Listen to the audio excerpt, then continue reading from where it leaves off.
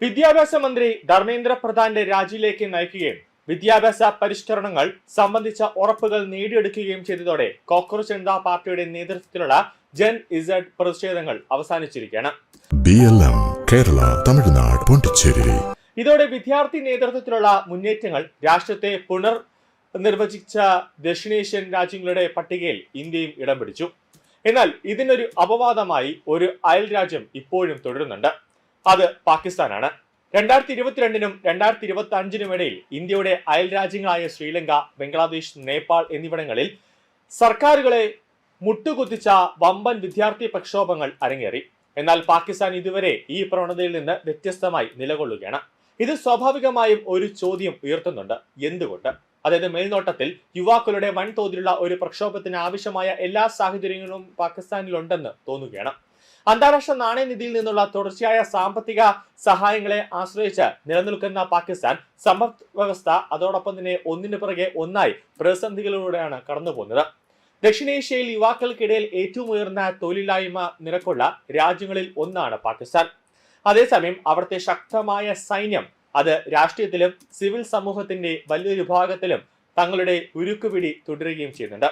ഇത്തരം സാഹചര്യങ്ങൾ നിലനിൽക്കുമ്പോഴും അയൽ രാജ്യങ്ങളിൽ പലതിനെയും പിടിച്ചുകുലുക്കിയ തരത്തിലുള്ള യുവജന നേതൃത്വത്തിലുള്ള മുന്നേറ്റങ്ങൾ പാകിസ്ഥാനിൽ ഇതുവരെ ഉണ്ടായിട്ടില്ല.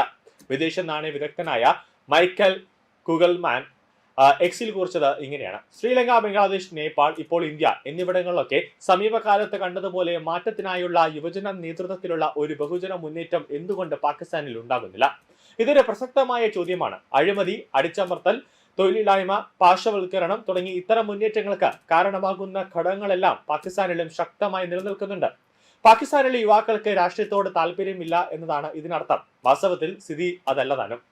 ജൂലൈ 20 പ്രതിഷേധക്കാർക്കെതിരെ പോലീസ് അതോടൊപ്പം തന്നെ RAF എന്നിവർ നടത്തിയ അക്രമാസക്തമായ നടപടികളെ തുടർന്ന് ഡൽഹിയിലും ഇന്ത്യയിൽ ഉടനീളം വലിയ രീതിയിലുള്ള പ്രതിഷേധങ്ങൾ ശക്തമായപ്പോൾ അതിർത്തിക്കപ്പുറത്തുള്ള സമരക്കാരെ പ്രശംസിച്ചും അതേസമയം തങ്ങൾക്ക് സമാനമായ ഒരു മുന്നേറ്റം സംഘടിപ്പിക്കാൻ കഴിയാത്തതിലുള്ള നിരാശ പങ്കുവച്ചും നിരവധി പാകിസ്ഥാനി യുവാക്കൾ സോഷ്യൽ മീഡിയയിൽ രംഗത്തെത്തി. നമുക്ക് എപ്പോഴെങ്കിലും അവസരം ലഭിച്ചാൽ നമ്മളും ഇതുപോലെ തെരുവിലിറങ്ങണം. കോക്രോച്ച് ജനതാ പാർട്ടി അവർ ശരിക്കും കിടിലനാണ്. അവർ അമിത ഗൗരവക്കാരനല്ല. അതാണ് എനിക്ക് ഇഷ്ടപ്പെട്ടത്.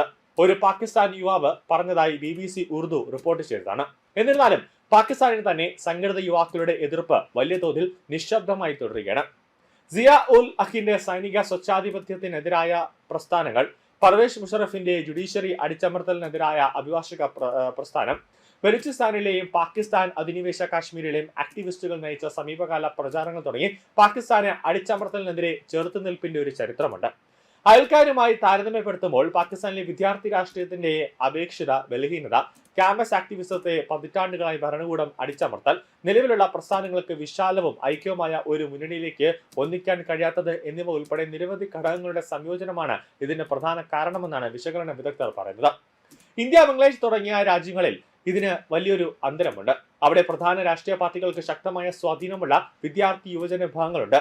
രാഷ്ട്രീയ പ്രവർത്തനങ്ങളെ ഏകോപിപ്പിക്കാനും സജ്ജമാക്കാനും സഹായിക്കുന്ന ഈ വിഭാഗങ്ങൾ സമീപകാലത്ത് യുവാക്കളുടെ നേതൃത്വത്തിൽ നടന്ന പ്രതിഷേധ പ്രക്ഷോഭങ്ങളിൽ നിർണായകമായ പങ്ക് വഹിക്കുകയും ചെയ്തിട്ടുണ്ട്.